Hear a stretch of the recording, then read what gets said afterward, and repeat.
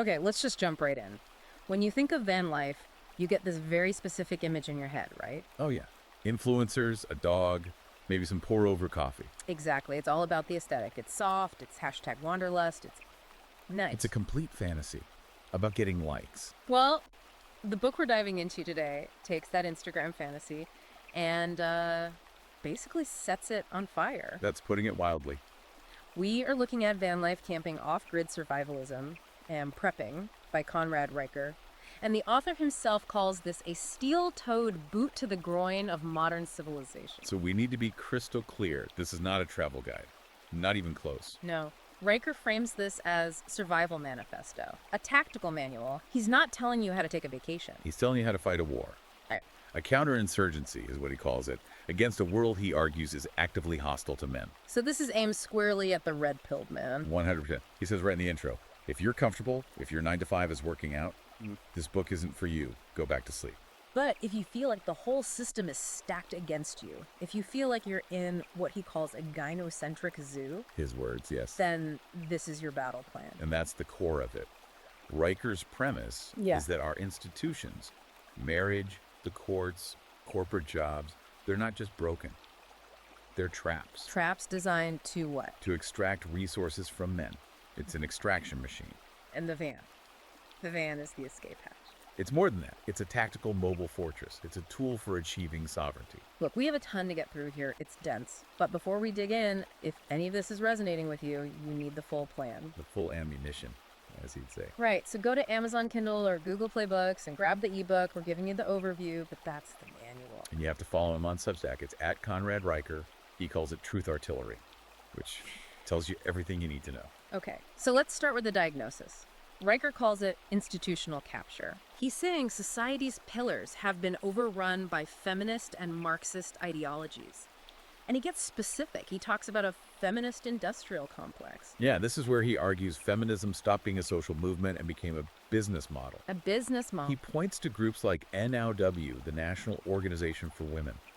He claims they work with divorce lawyers, with lobbyists, to pass laws that actually incentivize family breakdown. Because it's profitable. It's a $50 billion industry, according to him, built on, and I'm quoting here, picking the carcass of the American male clean. Wow. So divorce isn't a personal tragedy in this view, it's a transaction. It's commercial transaction. Yeah. And his main target is no-fault divorce. Which most people see as progress, right? We see it as progress. Riker sees it as a weapon of wealth redistribution. He uses that stat you hear a lot, that women initiate 70 to 80% of divorces. And his argument is they're incentivized to do it. Exactly. He calls alimony state-sanctioned plunder.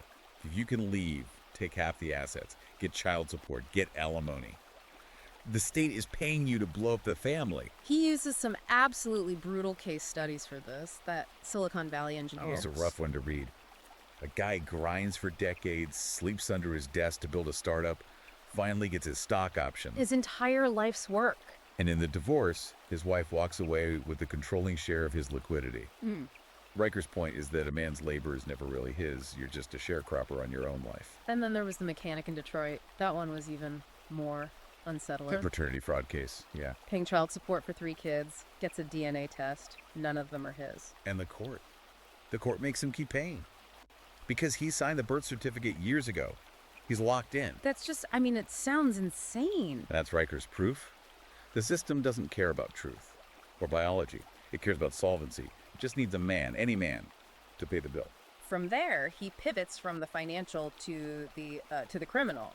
Weaponized false accusations. Right. He talks about the Duluth model. I've heard that term. What is it exactly? It's a protocol for police responding to domestic violence.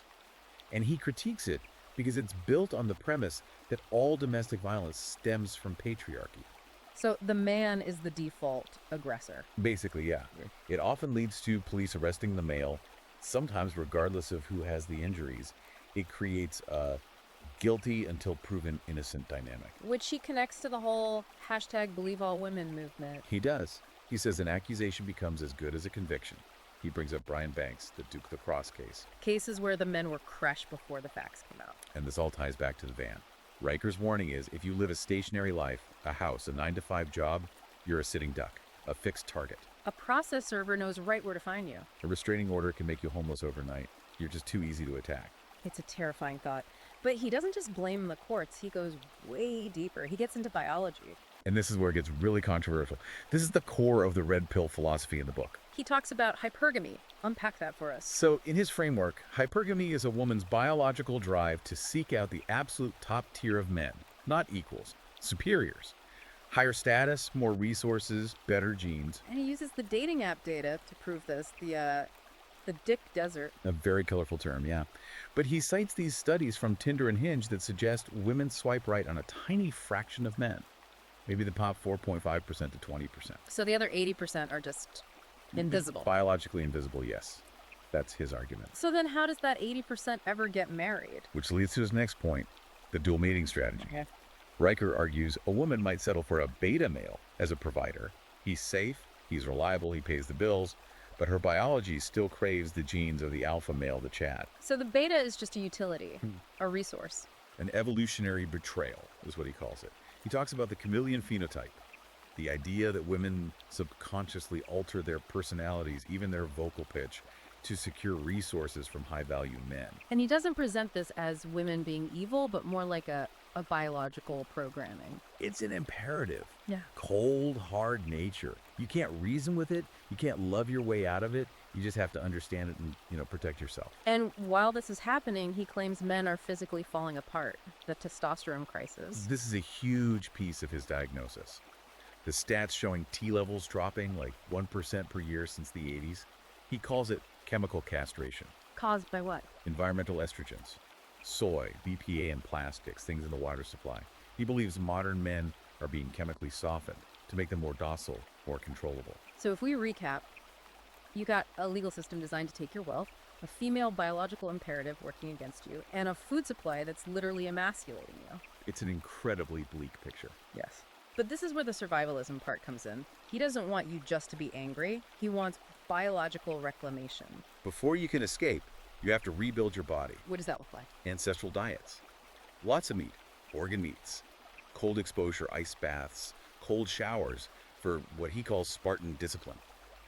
Lifting heavy weights. It's about taking back your own physiology. Okay, but the centerpiece, the ultimate move, is the van. The mobile bunker. So how does a van solve all these massive societal problems? It all comes down to one thing. Tactical mobility. Being impossible to pin down. Exactly.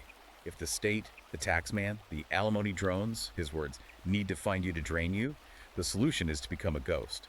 You reclaim the terrain. No fixed address, no target. You become incredibly hard to serve papers to, incredibly hard to audit. He ties this to MGTOW men going their own way. But he says it's not surrender. It's a strategic withdrawal from a rigged game. Can you give us a practical example from the book? Sure. He talks about the moonlight shuffle strategies for rotating parking spots using industrial parks, never being predictable to avoid police harassment. Okay. But my favorite was the guerrilla garage. He knows men need to build things, so he details how to install hidden workshops in these vans. Workshops. In a van. Compact lathes, 3D printers, electronics benches, so you're totally self-reliant. A part breaks on your vehicle. You don't buy a new one, you print one. That's incredible. And he talks about financial insurgency too, right? Because none of this matters if a judge can just freeze your bank account. That's critical. He advocates for digital siegecraft. Move your assets into privacy coins, crypto, kept in cold storage. Assets the state can't garnish. Exactly. And using Faraday cages for your devices, avoiding big tech tracking, building a complete financial firewall around yourself. I was fascinated by the gray man concept. It's a classic survivalist idea, but on the inside, it's a high-tech command center. Starlink internet, climate control, your 3D printer. You're hiding in plain sight. He ties all this back to history too. He's looking at civilizational collapse. He brings up the Masuo tribe. Yeah, that was a fascinating part. The Musua are a matriarchal society, and they're often held up as this feminist utopia. But Riker doesn't see it that way. No, he sees them as a cautionary tale of poverty, of stagnation. He argues that matriarchies prioritize comfort and consensus, which leads to, well, nothing getting built. And he contrasts that with patriarchal societies. Rome, Greece, the West. Societies that built things, that explored. He asks the reader, do you want to live in a mud hut with good vibes, or do you want to go to the moon? He's also obsessed with Sparta versus Athens. Very much so. He reveres the Spartanagos, their brutal training for boys. He argues Athens fell because it got soft, luxurious, feminized, in his view. And his point is that civilizations collapse when they put female whims, like safety and feelings, above male competence. That's the core of it. And to fight that internal softness, he prescribes philosophical armor, the trivium. Logic, grammar, and rhetoric. Yes.